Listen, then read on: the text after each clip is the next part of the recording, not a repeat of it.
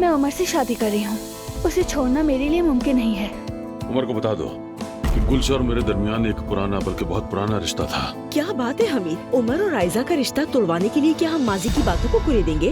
हम मिलकर उन दोनों की मोहब्बत खत्म कर देंगे, फिर चाहे वो चिल्लाएं या बगावत करें। आपको बस मेरा साथ देना होगा, लेकिन इसको पाने के लिए आपको हमारे पास शिफ्ट होना होगा। मौका जाया मत करें।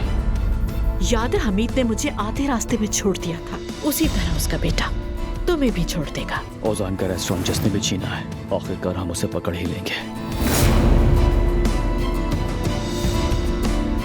खालदा साहिबा, कौन था यास्मीन? तुम ठीक कह रहे थे। उजान को धोखा देने वाली और रेस्टोरेंट को उससे छीनने वाली खालदा साहिबा ही है।